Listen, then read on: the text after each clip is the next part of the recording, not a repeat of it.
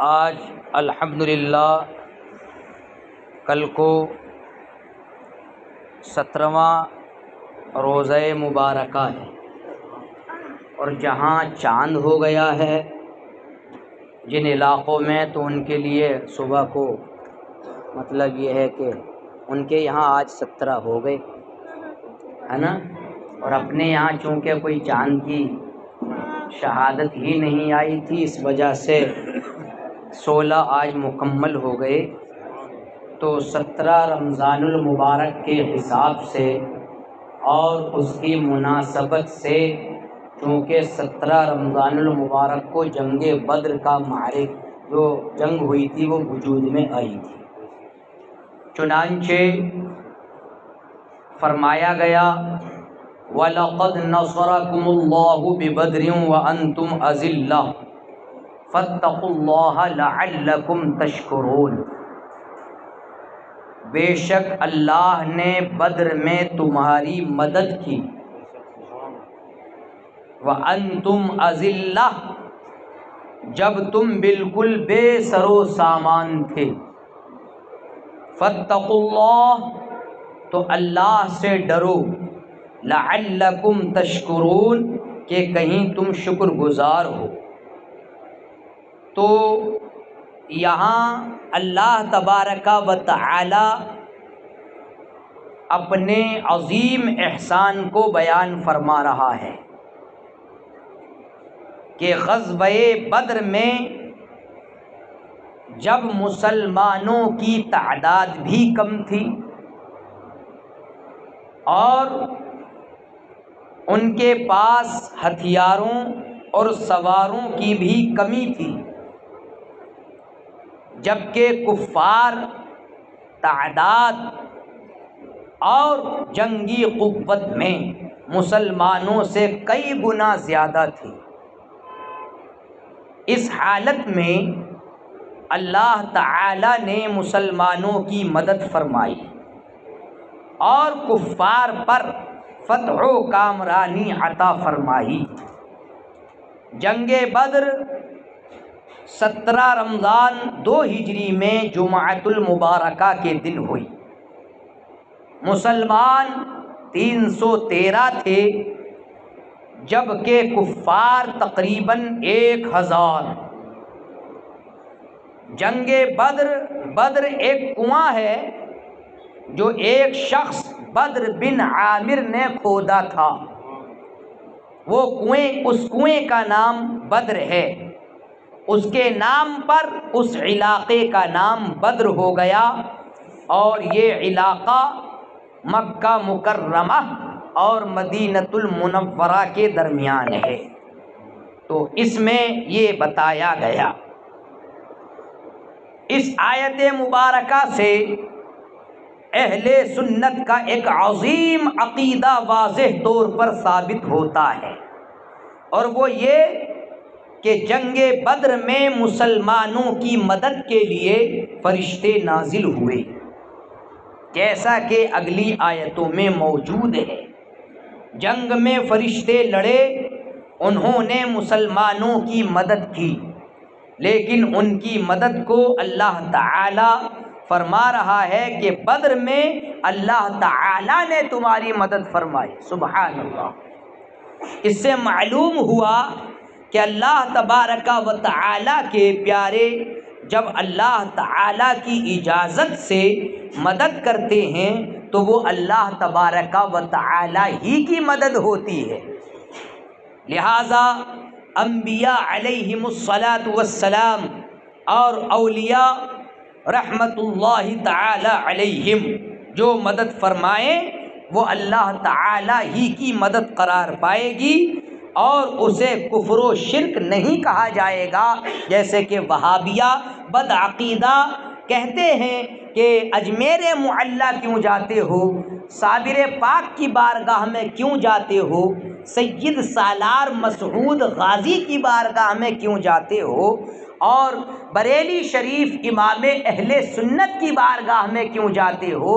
اور ان کے صاحبزادگان حضور حجت الاسلام اور حضور مفتی اعظم کی بارگاہ میں کیوں جاتے ہو، تو ہمیں جواب یہاں سے مل گیا کہ ہم اس لیے جاتے ہیں کہ جب اللہ تعالیٰ کے پیارے مدد کرتے ہیں تو وہ اللہ ہی کی مدد ہوتی ہے، جیسے کہ آیت کریمہ سے ثابت ہو گیا۔ اذ تقول للمؤمنین الن یکفیکم ان یمدکم ربکم بثلاثۃ آلاف من الملائکۃ منزلین، جب اے محبوب تم مسلمانوں سے فرماتے تھے کیا تمہیں یہ کافی نہیں کہ تمہارا رب تمہاری مدد کرے 3000 فرشتے اتار کر؟ بلا ان تصبروا وتتقوا ويأتوكم من فورهم هذا يمددكم ربكم ب5000 من الملائکۃ مسومین، ہاں کیوں نہیں، اگر تم صبر اور تقوی اختیار کرو، یعنی صبر اور تقوی کرو اور کافر اسی دم تم پر آ پڑیں تو تمہارا رب تمہاری مدد کو 5000 فرشتے نشان والے بھیجے گا۔ تو شہنشاہ مدینہ صلی اللہ علیہ وسلم نے صحابہ کرام رضوان اللہ تعالی علیہم اجمعین کو حوصلہ دیتے ہوئے اور ان کی ہمت بڑھاتے ہوئے ارشاد فرمایا کہ تم اپنی ہمت بلند رکھو، کیا تمہیں یہ کافی نہیں کہ اللہ تعالیٰ 3000 فرشتے اتار کر تمہاری مدد فرمائے؟ اس کے بعد فرمان ہے کہ 3000 فرشتوں کے ساتھ ہی نہیں بلکہ اگر تم صبر اور تقوی اختیار کرو اور اس وقت دشمن تم پر حملہ آور ہو جائیں تو اللہ تعالیٰ 5000 ممتاز فرشتوں کے ساتھ تمہاری مدد فرمائے گا۔ یہ بھی ایک غیبی خبر تھی جو بعد میں پوری ہوئی۔ اس سے ثابت ہوا کہ نبی کریم صلی اللہ علیہ وسلم غیب جانتے تھے، عالم ما کان و ما یکون، جو کچھ ہو چکا اور جو ہوگا قیامت تک اللہ نے وہ سارا علم اپنے محبوب کو عطا فرما دیا ہے۔ اور صحابہ کرام رضوان اللہ تعالی علیہم اجمعین کے صبر و تقوی کی بدولت اللہ تعالی نے 5000 فرشتوں کو نازل فرمایا جنہوں نے میدان بدر میں مسلمانوں کی مدد کی۔ واقعہ بدر سے چند باتیں معلوم ہوئی۔ ایک بات تو یہ معلوم ہوئی کہ بدر میں شرکت کرنے والے تمام مہاجرین و انصار صابر اور متقی ہیں، کیونکہ اللہ تعالیٰ نے اپنی مدد اتارنے کے لیے صبر اور تقوی کی شرط رکھی تھی، اور چونکہ فرشتے بعد میں نازل ہوئے تو اس سے پتہ چلا کہ شرط پائی گئی تھی، یعنی صحابہ کرام رضوان اللہ تعالی علیہم اجمعین نے صبر اور تقوی کا مظاہرہ کیا تھا، لہٰذا صحابہ کرام کے صبر اور تقوی پر قرآن گواہ ہے، انہوں نے صبر کیا اور تقوی اختیار کیا۔ دوسری بات یہ بھی معلوم ہوئی کہ بدر میں تشریف لانے والے فرشتے دوسرے فرشتوں سے افضل ہیں،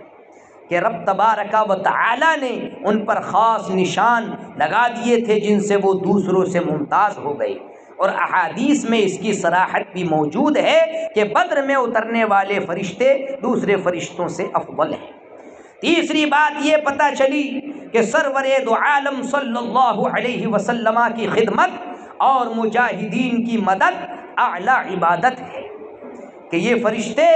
حضور اقدس صلی اللہ تعالی علیہ وآلہ وسلم کی خدمت اور صحابہ کرام رضوان اللہ تعالی علیہم اجمعین کی مدد کے لیے نازل ہوئے اور دوسرے فرشتوں سے افضل قرار پائے، لہٰذا حضور پر نور صلی اللہ علیہ وسلم کے صحابہ کرام رضوان اللہ تعالی علیہم اجمعین تمام مسلمانوں سے افضل ہیں، کہ یہ وہ خوش نصیب حضرات ہیں جنہوں نے حضور سید المرسلین صلی اللہ علیہ وسلم کی جن کو مطلب خدمت نصیب ہوئی۔ حدیث میں ہے اللہ تعالی نے اصحاب بدر کے بارے میں فرمایا تم جو چاہے عمل کرو تمہارے لیے جنت واجب ہو چکی۔ سبحان اللہ، شہدائے بدر ہی کی فضیلت پر ضمناً دلالت کرنے والی ایک حدیث یہ بھی ہے کہ حضرت انس رضی اللہ تعالی عنہ فرماتے ہیں کہ غزوہ بدر کے دن حضرت حارثہ رضی اللہ تعالیٰ عنہ شہید ہو گئے تو ان کی والدہ نے نبی کریم صلی اللہ علیہ وسلم کی بارگاہ میں حاضر ہو کر عرض کی، یا رسول اللہ صلی اللہ علیہ وسلم،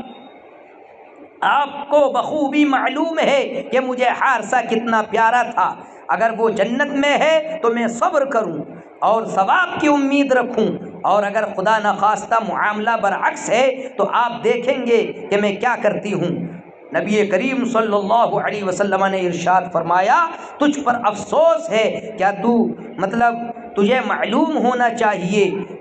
کہ کیا خدا کی ایک ہی جنت ہے؟ اس کی جنتیں تو بہت ساری ہیں، اور بے شک حارثہ جنت الفردوس میں ہے۔